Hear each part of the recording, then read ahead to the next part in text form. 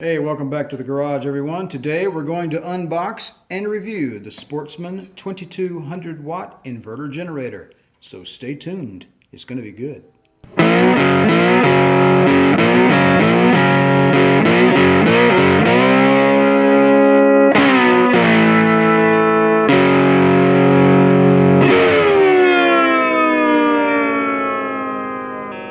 So let's get this thing out of the box, shall we?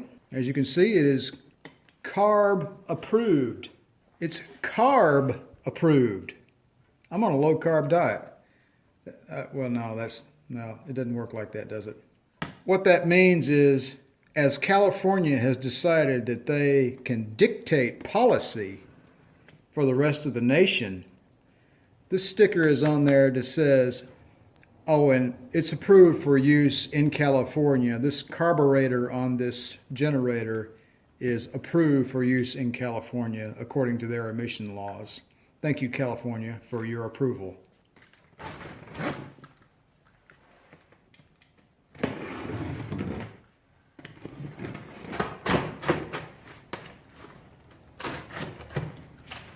I got this from everyone's favorite discount retailer who will go unnamed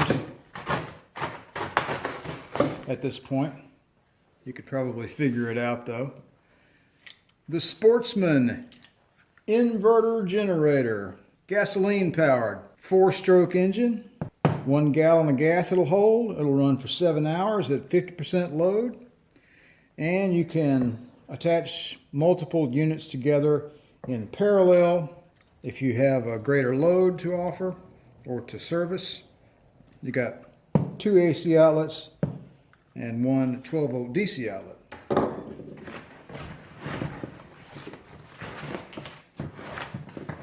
Let's see a little more information on the side of the box. It gives you some wattage consumption for some general items here. Like a coffee maker takes 1,000.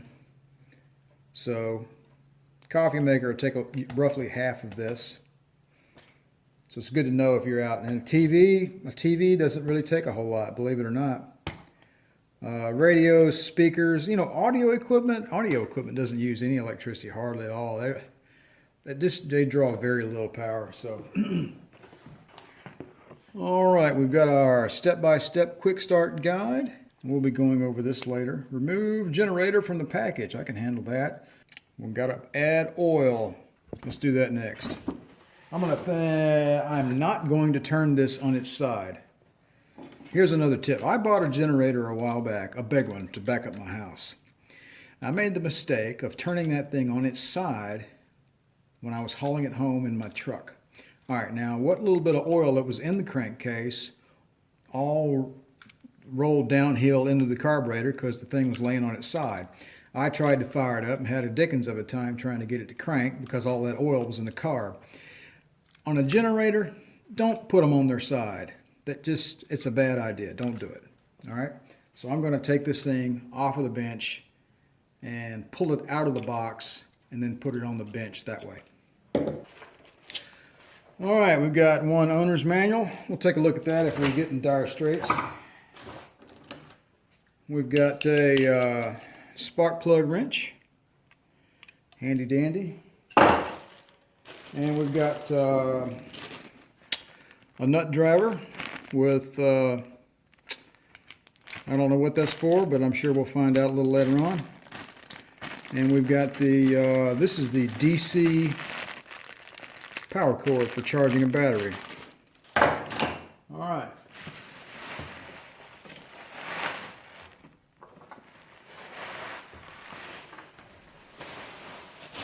Now, at first glance, I was thinking this thing came with some oil, but I don't guess it does. Let's see what it says here. Read the instructions. Oil type, SEA 10W30 oil, must add before first use. Oil capacity is 13.5 fluid ounces. Because this generator includes a low oil shutoff, the generator will not start on low oil. I've got to go find some oil. All right, your owner's manual, page 12, regarding oil. Stop. This thing doesn't have oil in it, basically what that says. Recommended oil for the Gen 2000i, 13.5 ounces of high detergent motor oil, 10W30. Standard stuff that goes in your car. So let me go hunt some down. Adding oil instructions. Put the generator on a level surface, unscrew the dipstick using a funnel and high detergent motor oil. Fill the crankcase up until it looks like figure 2. Figure 2 is right there. When the engine crankcase is full, the oil level should reach all the way up to the threads as illustrated in figure 2. Wow, that's rocket science. Alright, so I went out to the shed and I found my truck takes 10W30, so there you go. I have 17.5 ounces in this bottle. Minus 13.5 is 4. I marked the 4 ounce mark right there on the bottom, so there you go. We're off and running. And they gave us a handy, actually gave us a really nice little funnel for this with the generator. That was alright.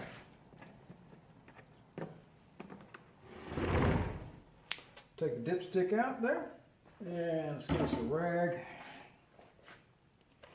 Let me see if there's any oil in there to begin with. Let's just see if any shows up on the dipstick.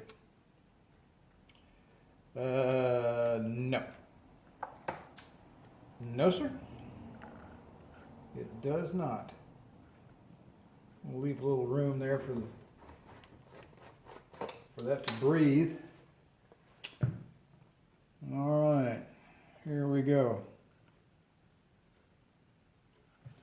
Make sure you guys can see that. Yeah, you can see that. It's not rocket science. We're just putting oil on a generator. I'm going to go slow because, you know, it's a little bitty engine, right? So you don't want to go too fast and overflow it. All right, let's do a quick check here. The dipstick goes in at a very shallow angle. That's kind of weird. So, I mean, it shows full. All right. Oh, there we go. You can see the light reflect off there. Yeah. All right, so I've got, I am right to the tippy tip of my mark on my bottle of oil. I'm just going to, there we go. I think, all right, we're done. We're done.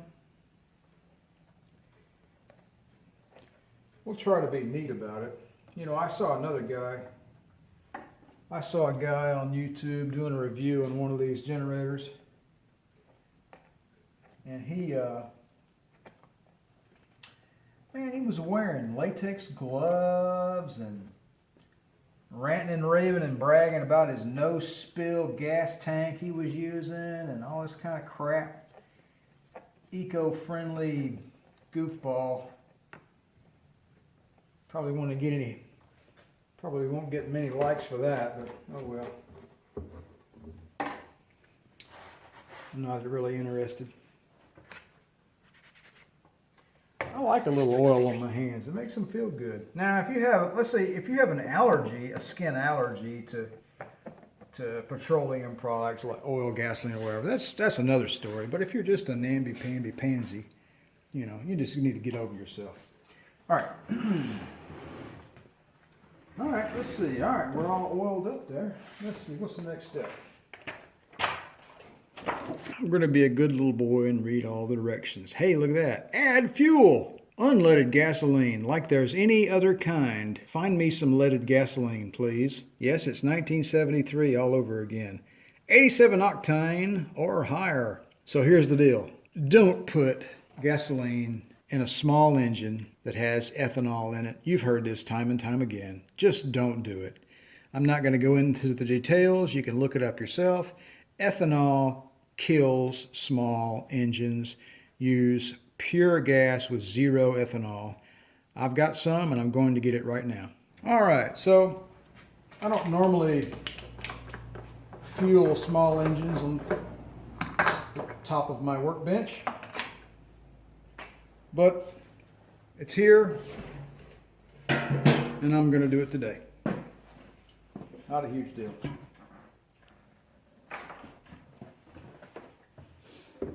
I might even spill some just to be provocative.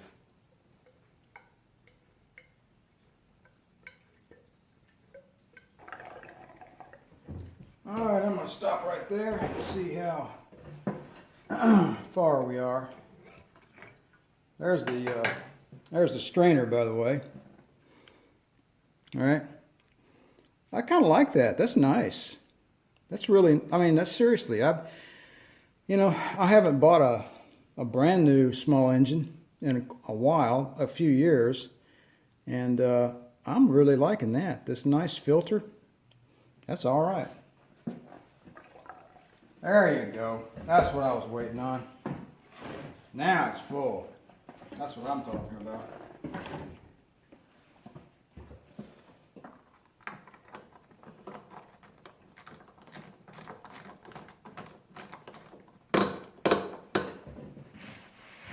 The girl has been christened.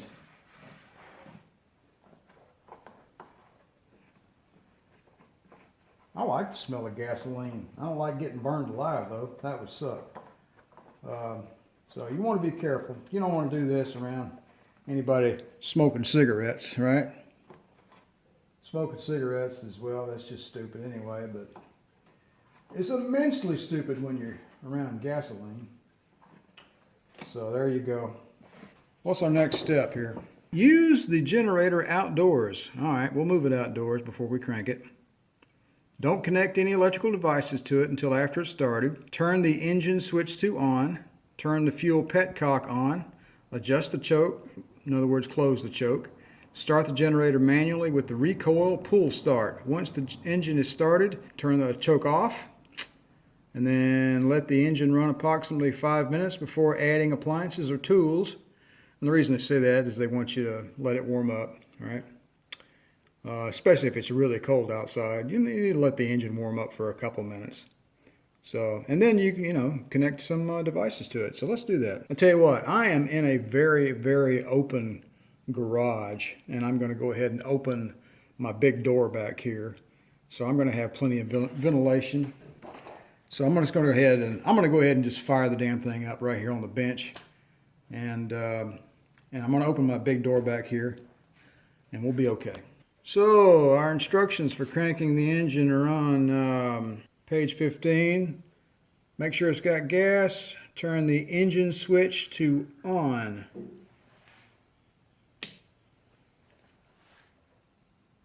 That's the top switch there.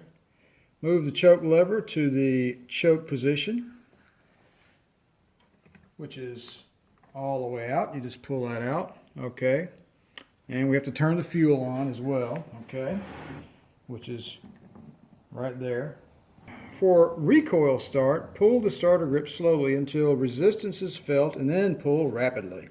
So basically what they want to do is get it on compression stroke, and then it'll crank on up. Let's go. And once we get it cranked, we'll push the choke in easily, slowly, to make sure it continues to run. So here we go.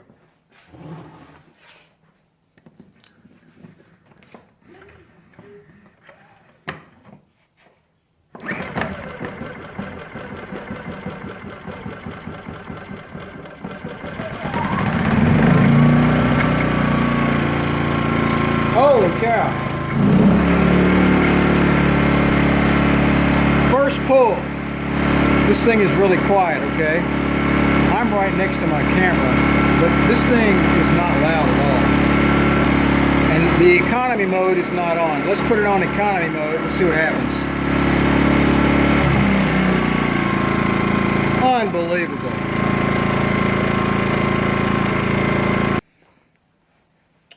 All right, so it's warmed up for a little bit, and I turned it off, and I just want to crank it back up on non-choke to see how that worked. With the choke off, and just...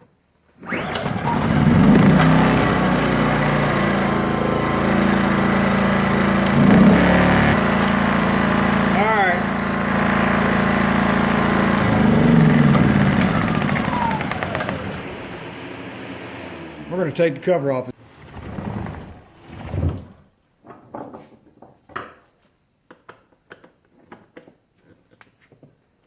There we go. Just got to man up and pull it off of there. Alright, what is this? We've got a meaningless cover with a rubber string on it. Okay. There is a you seeing this? There is a piece of string here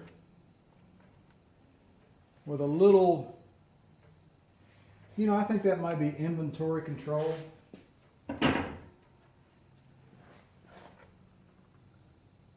Little RF, maybe a little RFID. This was just hanging in there. I bet that's what that is. It's just hanging on a cloth string from the spark plug wire. All right, so that's interesting. Spark plug wire did not appear to be fully seated on the plug. So right here is your spark plug wire, and there's the top of the plug. Nice and clean. That looks like the air box right there. A clear plastic tube coming off the bottom of the bowl of the carburetor, and a little valve to turn on. I'm assuming that's to drain the fuel out of the bowl of the carburetor if you wanted to. Here's your throttle control on the carb, and this looks like the electronic section up here. Your AC to DC to AC inverter, and you can see the heat sink right here on some of the electronics.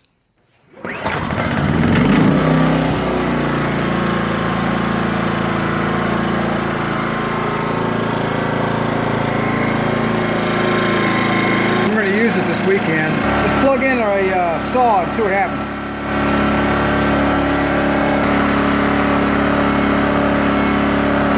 Alright, my made in USA Skilsaw I've had for 28 years is good for 10 amps.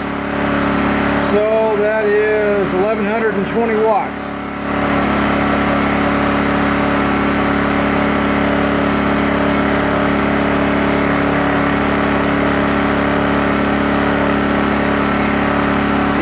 Mode is off.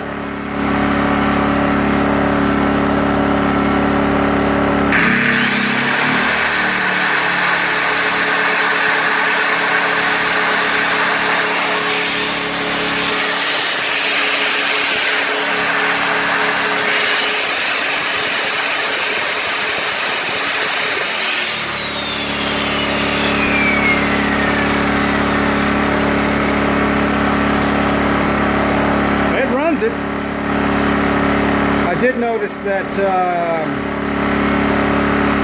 saw didn't seem to, I guess, start up as fast as it would on household current. Let's try it again. We're testing the other plug now.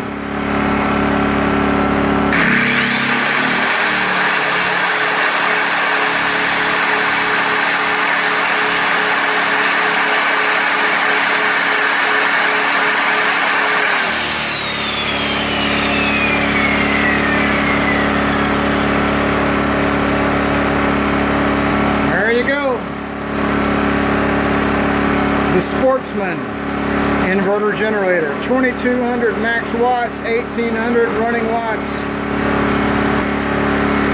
I think we're going to call it good. Thanks for watching.